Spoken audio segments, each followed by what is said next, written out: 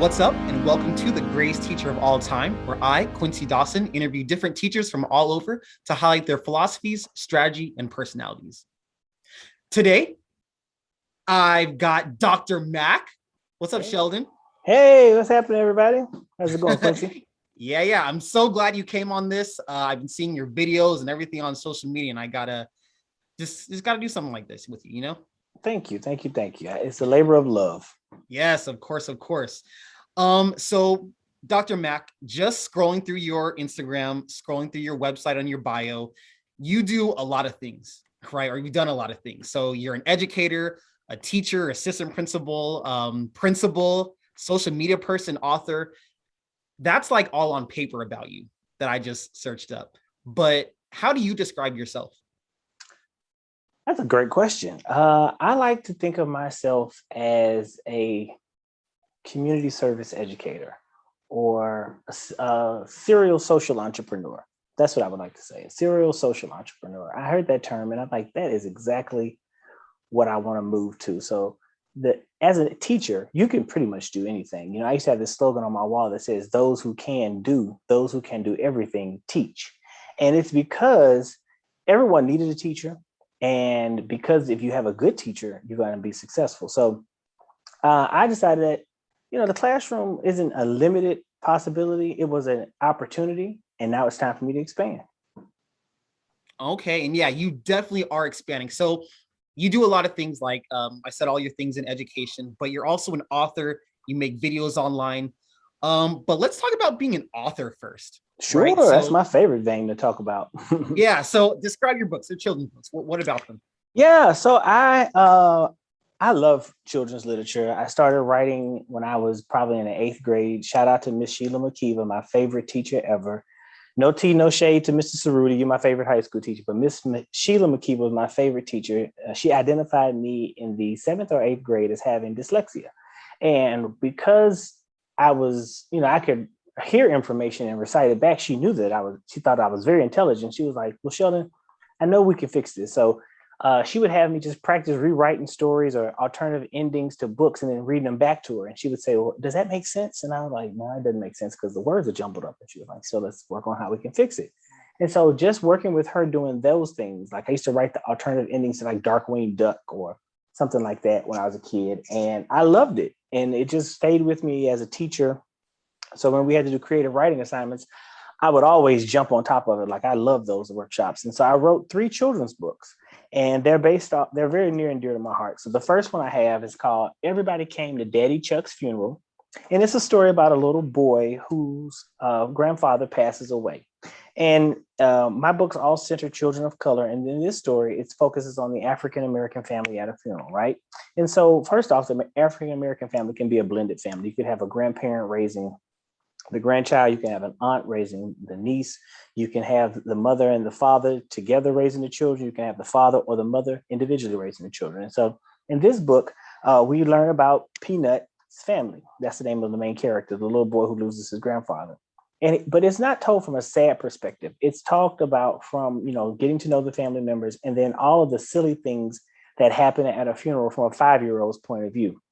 Now, I must say some of these things in this story are based off real life events that happened with my grandfather and I. So my grandfather was a church deacon and he used to just be very involved in taking care of the sick and the elderly. And if someone would pass away, it was one of his responsibilities to, set up and participate in the funeral services. And so we would drag along with him, all my cousins and I. And so some of the things that happened in this story are just reflections of what happened when we were little kids going to funerals with my grandfather. And so I just pieced it all together in a funny story.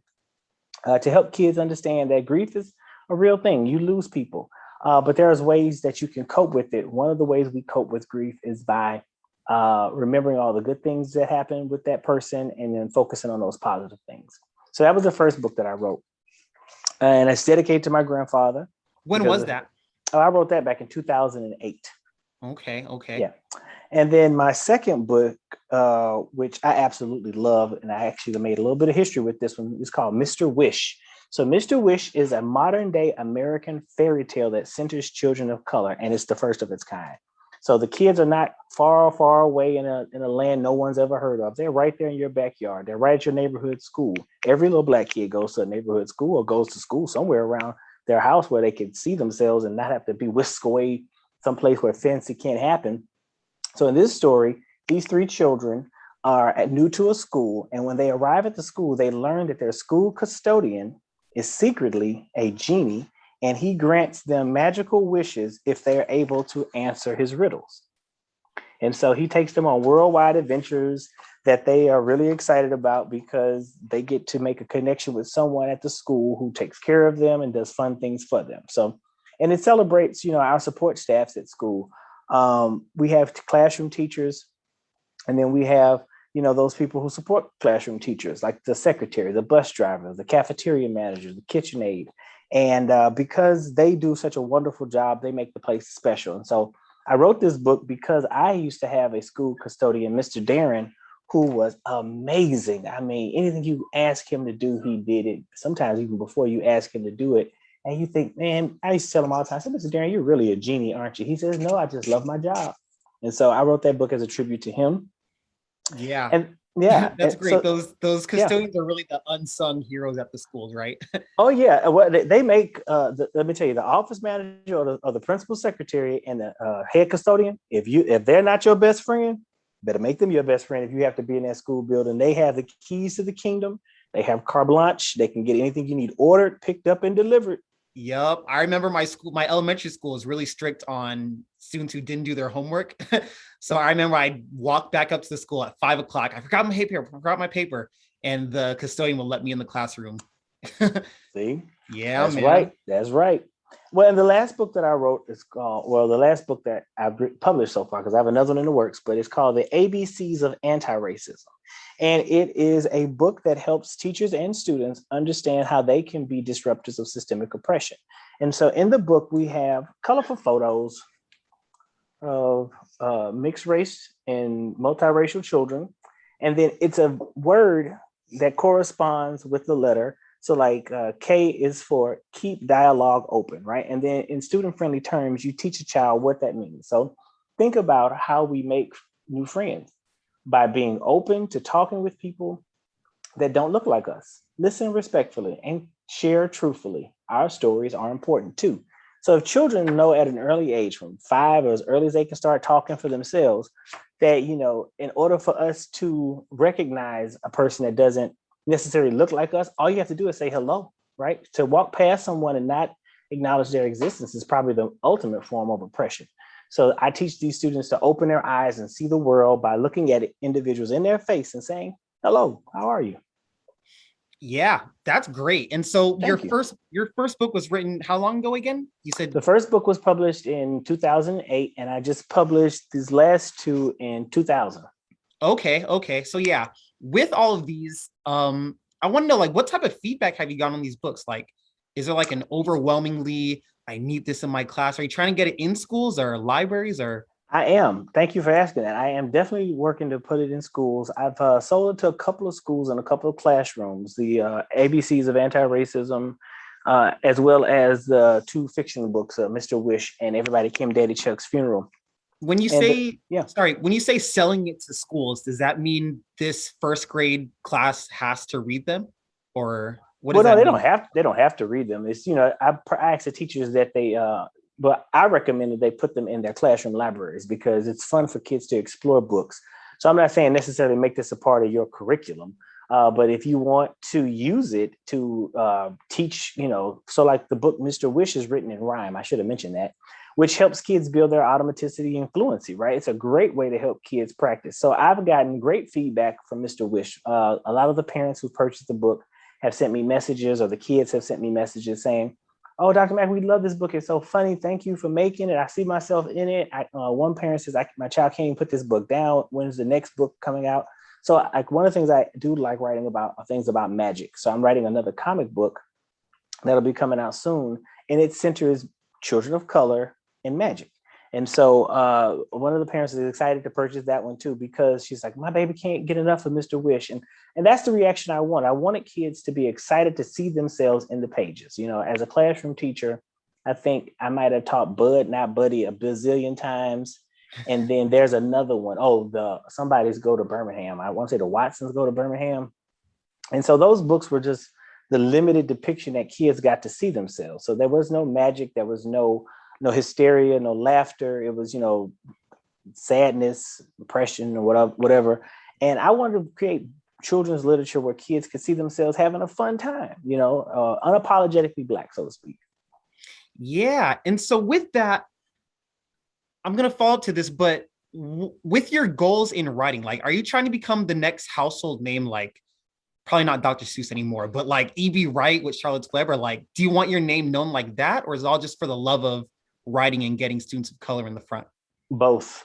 And so I know in order for children to love books, they've got to be written by popular characters. So I promote them because I want people to pay attention. I love writing, and I'm probably going to push out a whole bunch more books. And whenever I'm appreciated as a writer, it's fine with me. But I do it because I love creating these characters. I think it was Oprah or someone who said, if you do a job that you don't get paid for, but you still do it anyway, that's the job you love. That's the job I love. Writing has always been like my safe place, my sanctuary. I get to be creative, come up with all kinds of fun and interesting things to share with people. And most times when folks read the things that I've written, because I've written children's books. I'm working on, like I said, the comic book and some scripts that I'm writing on that all center, people of color.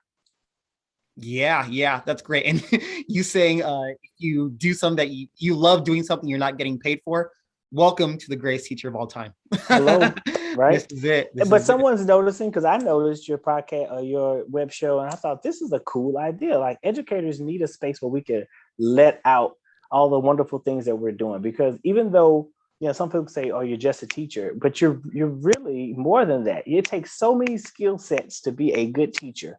Not only a great communicator, but creative, decisive, firm, great follow through, got to be organized, all those great qualities that can make you a success in whatever industry you want to go to. Thank you. That means a lot coming from you. I appreciate that. Oh, thank you.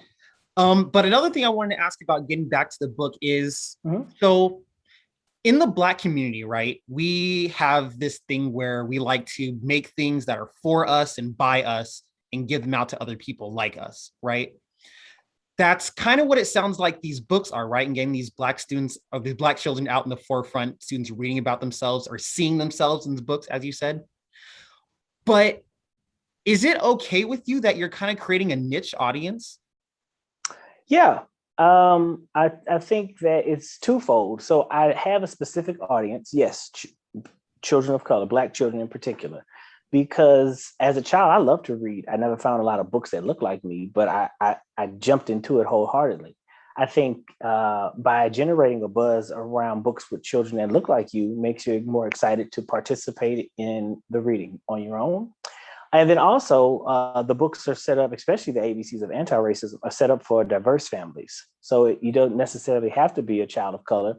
You can be a white person and read this book and realize, how can I be an ally? How can I step out in the forefront to make sure that my students, if I'm a classroom teacher, what's the teaching profession? I believe like 81% are a white female. So I want to be an ally for children of color. When you have a diverse classroom in front of you, how do you, step up in front of them to present yourself to show that you are an ally? I think by knowing, some terms that would help them feel empowered in your classroom. So yeah, I'm perfectly fine having, a target audience that are Black children who see themselves in my pages, because that's what the goal was. Yeah. And I think as long as you're accomplishing that goal, any means necessary, like that's how you do it. Yeah. Thank you. Another thing I want to get at in basically just getting people to see what you're doing, this positive Black influence, right, is your videos, right? The Literacy Lab. Can you tell me about that? Yeah. So the Literacy Lab is a web show that I do with my three little cousins and three cousins and my nephew, but they're all primary age children. And as a classroom teacher, I've taught kindergarten, first and second grade. And as a principal, I've had the pleasure of being an administrator over pre-K, kindergarten, first and second grade. And I love the littles. Like, give me the babies any day, hands down, I'll take them.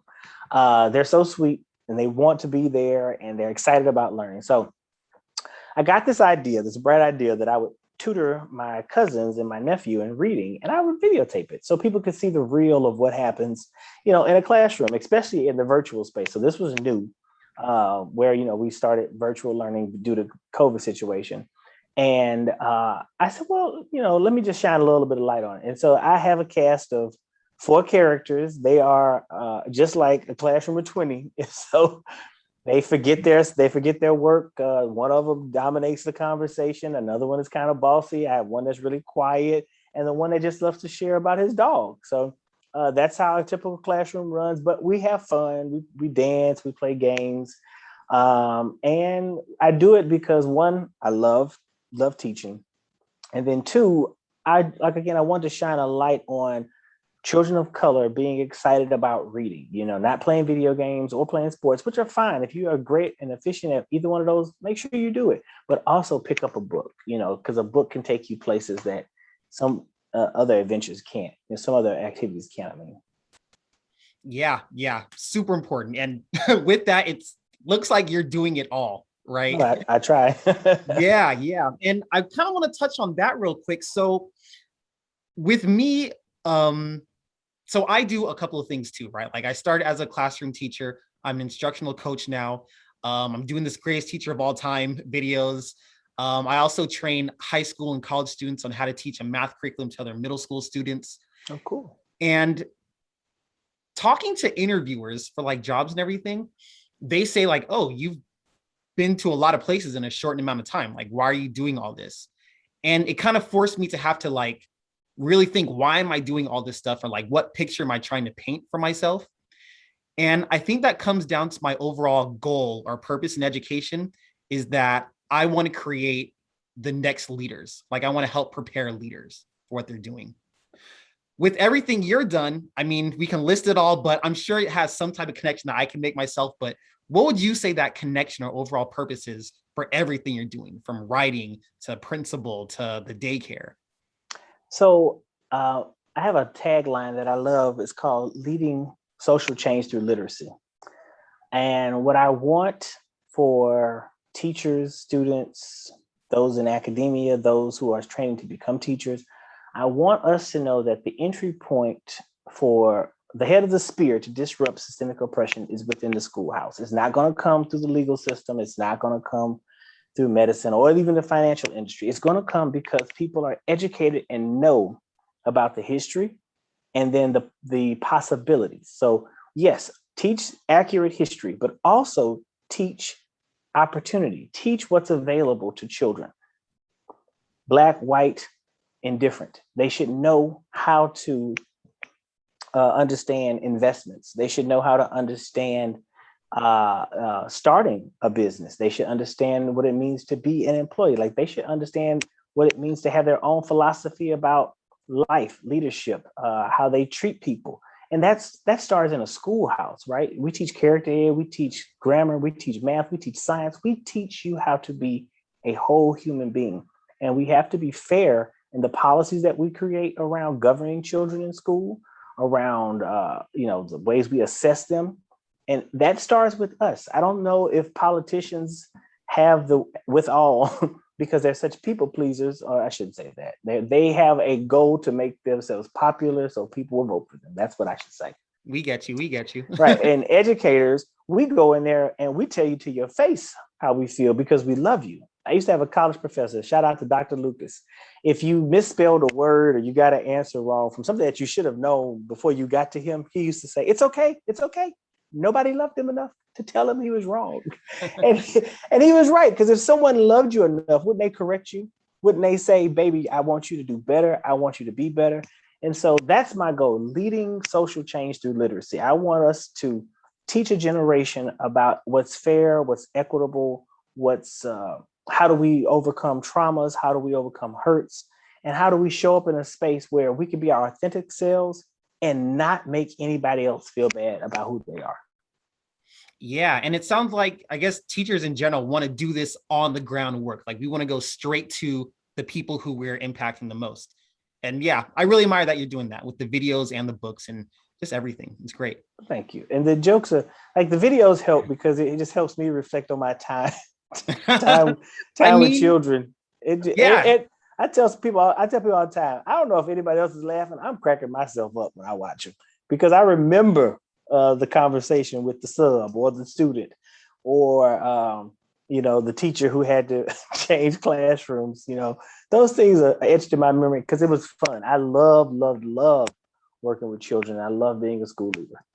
Yeah, and it's even great that you can find the humor in everything. Like that just shows how much you're about this Yeah, path. it's funny now. It wasn't funny in the moment, but it's a hoot nanny now. Yeah, I get it. I get it.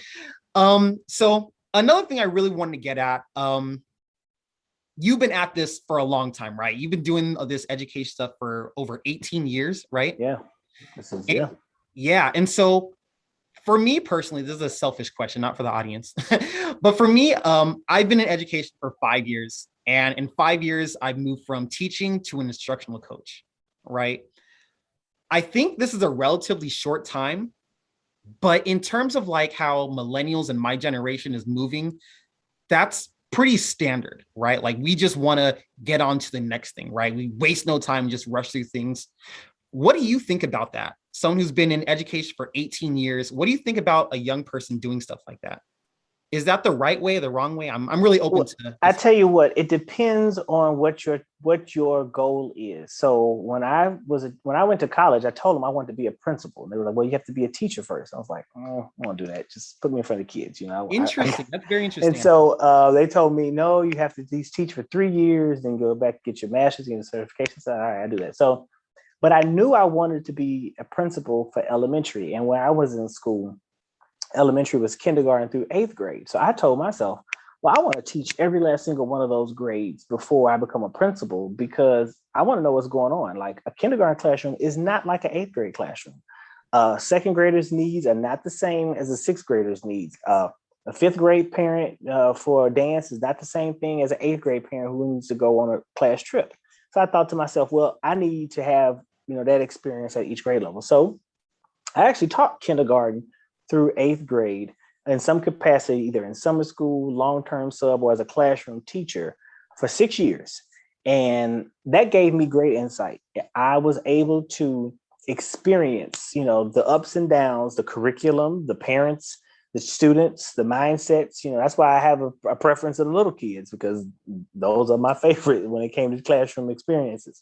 But so I changed buildings and grade levels for the first 6 years of my career because I knew I wanted to be a principal. I didn't want to stay in the classroom. So if you know what your interests are, then that's where like if you know what your goal is, that's where your interest should be, I should say. Because I knew I didn't want to be in the classroom for forever. I knew I wanted to be an administrator, and I probably would have retired from an administrator if God had not given me insight to being a writer, because I really did like being a principal, but I felt like I was being held back from my creativity. So I wanted to explore that, with a little bit more. And so by being a classroom teacher and a principal and leading teachers and running professional developments, that's why I'm able to do the consultant work because of my experiences. So while I did not want to do the classroom teaching, I'm glad I did it because it puts me in a position now where not only do I have stories that I could think about to write about because of my students, and parents, from being a principal. But I also have stories that I can write about going into, or if I decide to do an academic book that I think will help in my consulting profession, something around trauma or equity. But depending on what you want to do, that's where you should set your intention. So if your goal is to be, fill in the blank, which route gets you there? If you stay in one building for 20 years, will that help you achieve your goal? It's up to you. Like if some people who want to just retire and be a professor at the end, that is a great idea. Stay in one building, one position, hone your skills so you can be an expert if you step out to do something else. Yeah, I hear you right here. And I think that's what a lot of young people just need to hear, right? Like if that is your goal, figure out how to do your goal, right? Right. Yeah. And so with me, another thing, so when I first graduated college, I knew I wanted to teach, but I also knew I wanted to help teachers teach, right? So my 5-year plan was becoming an instructional coach, right? And it was so funny. I was in the interview a couple months ago to be an instructional coach, and they asked me, what is your 5-year plan? And I was like, well, this is actually the end of my 5-year plan. I need a new 5-year plan, right? For what I'm doing after this. So you in the game, 18 years, you've accomplished a lot. What's next for Dr. Mac? What's in your 5-year plan? Oh, well, I tell you, I have a couple irons in the fire. I'd love to start. I'm working on this online tutoring program. And I'm also working on the comic book series. So my long-term goal is to be a creative person in the realm of education and entertainment. So I love to create resources, materials, songs, cartoons for children to watch and learn from and be entertained by. That's my long-term goal. So the books that you see, I'm writing them to give me a base for cartoon characters that I'm going to create. And my goal is not to be wealthy, but to be more philanthropic. Like I said, a serial social entrepreneur.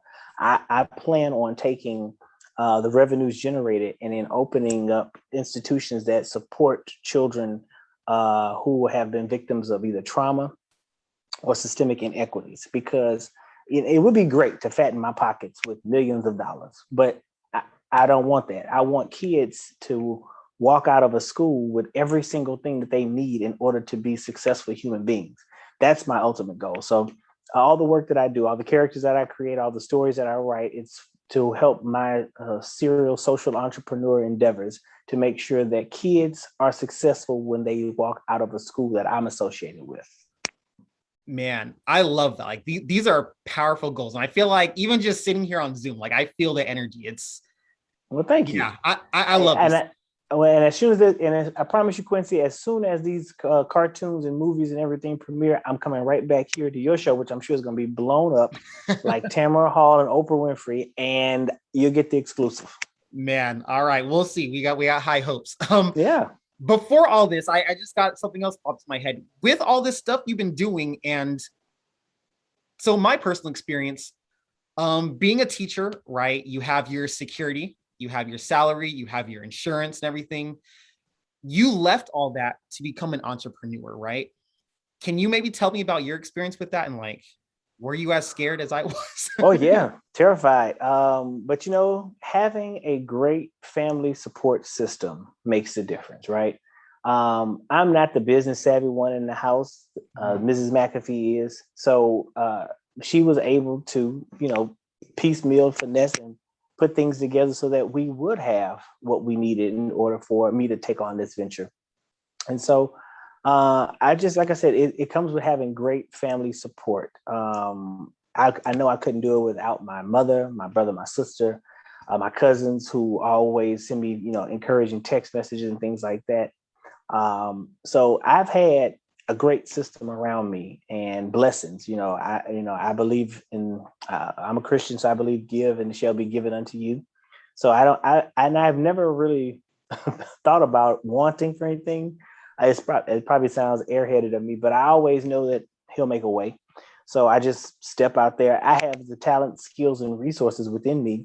I've, not to brag, but I am a college graduate, so I know that there's some kind of job out there that I should be able to obtain. So if this doesn't work, I chased after my dream, and I think it was Eddie Murphy who said, someone asked him, "What do you want to be?" And he was like, "I want to be a comedian." And he said, "So what's your backup plan?" He said, "I'm going to backup plan. I'm going all the way in, And look at Eddie Murphy's name now. You think about the comedic realm. So I'm going all in. I want to be a serial social entrepreneur that has endeavors in education and entertainment that makes children feel happy and whole when they leave out of a school. That's my goal, and I'm sticking to it. Yeah, that Eddie Murphy thing makes me think the new generation version of that. It's Lil Uzi being asked why he has face tattoos. He said he got them because he knew he wanted to be a rapper. Right. Okay. Right. I'm no backup plan. My face is tatted up for a reason. See, right? Yeah. Wow. But thank you for all this, Dr. Mac, for you sharing everything, for your being an entrepreneur, everything you're doing in education, and your plans in the future. Like I'm really excited to see what happens next. Well, thank you. I can tell you, I am working on several things. You see the Where You From? That's my t-shirt line to help support college students, HBCUs. And I like I said, I do what I do because I love it. And I want to make sure, my goal is to make sure kids are happy and healthy when they leave. smiling, and wanting to come back into a space. So Yeah, man. That's why I do it. Yeah, all this groundwork you're putting in, it's one of the reasons why I think you're one of the greatest teachers of all time. Thank you, Quincy. I appreciate the compliment. Yes, yes. Thank you to everyone else for watching The Greatest Teacher of All Time, where I interview teachers to highlight their philosophies, strategies, and personalities on education.